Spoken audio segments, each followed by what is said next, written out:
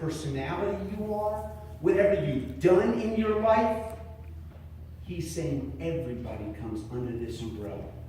Now let's go to the end of the Bible. This is Revelation.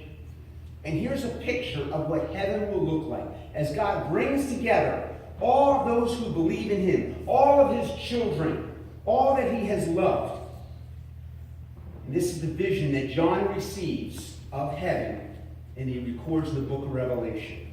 After this I looked, and behold, a great multitude that no one could number, from every nation, from all tribes and peoples and languages, standing before the throne and before the Lamb, clothed in white robes, with palm branches in their hands, and crying out with a loud voice, "Salvation belongs to our God, who sits on the throne, and to the Lamb."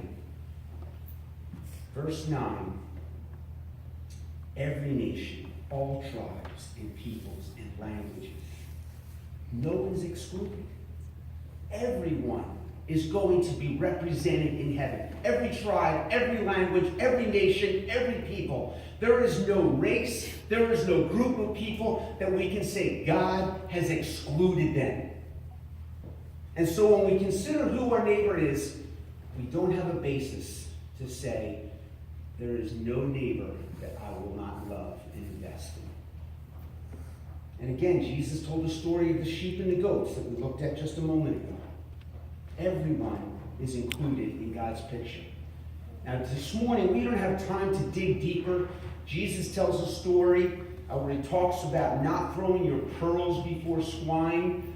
There are times when we meet a foolish person, and that person has chosen foolishness. That man that I met that day that I took him to my campus, I don't know. Maybe he was a foolish man and I was wrong for investing in him. So I'm just going to throw that out there. You're going to have to wrestle with that with God. We will love everybody, but there are certain people who have chosen a path of foolishness that are beyond our reach. All right? That's for another sermon. But I had to give that caveat. As we love everybody, there are certain people where we need to apply wisdom and say, I can't reach out. This person is not receptive to the good things that God wants to bring into their life. Again, I love that person. It's on the basis of their foolishness, not on the basis that they aren't human that should be loved. But that's going to have to wait for another sermon. So who is your neighbor? Everyone. There's no one that gets excluded. We can't pick anyone. Who do you have disagreements with here in this church, at your school, in your neighborhood, in your family, that you're saying, I don't really want to deal with that person. I just don't like that. I don't like to be around them. When I see them, I'll smile and I'll pretend they're nice, but really? Nuh-uh. I'm not with that person. In God's kingdom, that's not an option. And when his Spirit dwells in us, he is constantly leading us to love our neighbor, even the person we haven't gotten along with. Finally, loving your neighbor is costly. It's not cheap. There's going to be sacrifice involved. Let me read verses 34 and 35, talking about the Good Samaritan. And he went to him and bound his wounds, pouring on oil and wine.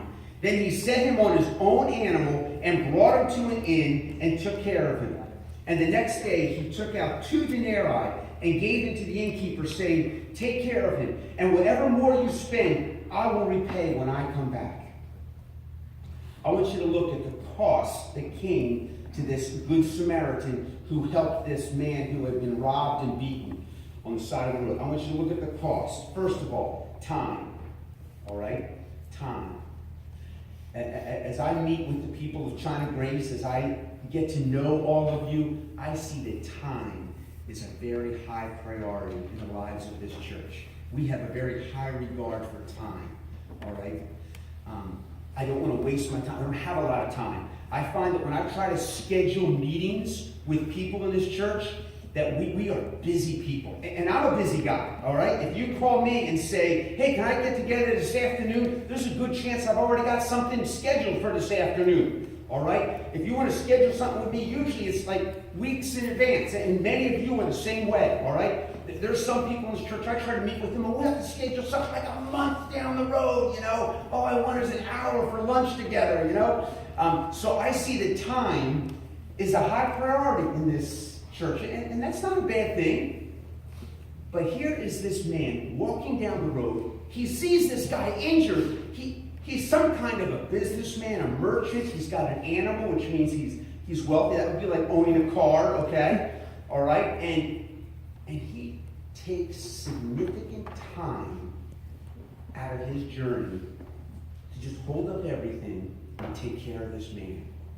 It's not convenient. It's going to make him late for wherever he's going. It may cause him to miss out on a sale that he was going to make or miss a meeting with someone. But the cost in time is significant. When we take time to help our neighbor, it costs us in time.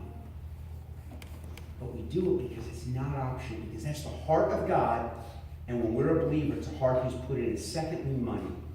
We see very clearly this man put out money to help this guy. He took out of his own, and he said, look, if this isn't enough, when I come back, I'm going to be through here again. I'll cover any expenses that aren't already covered by what I've left here.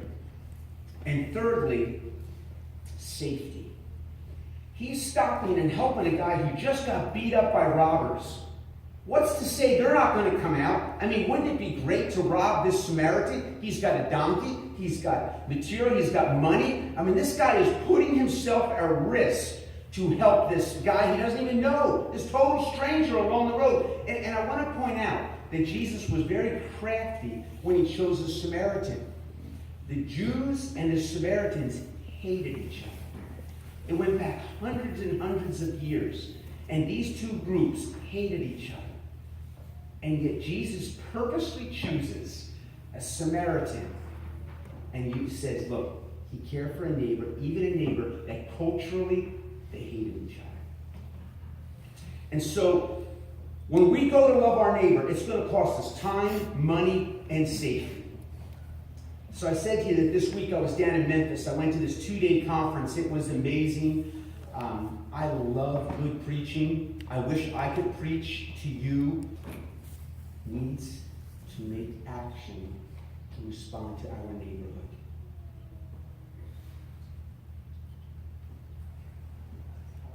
All right? Did God get caught unaware when we bought this building 40 years ago and moved in here? It's a very unique neighborhood. Bluebell is a very wealthy town. And yet here we are, our church is right in the midst of this small black community. And for the most part, we haven't had much of a relationship. And yet this is our neighbor. I don't know how. But I do believe that God didn't make a mistake, that God wasn't like, I don't care where you put your church. I believe that God was thinking all along, hey, isn't this great? My children at China Grace are going to buy a church right there in Bluebell. All their neighbors are going to be African American or from the Caribbean. I don't know what it looks like, brothers and sisters. It's not optional. They are our neighbors, and it will be costly. Now, they're not our only neighbors. I don't know when. I don't know how.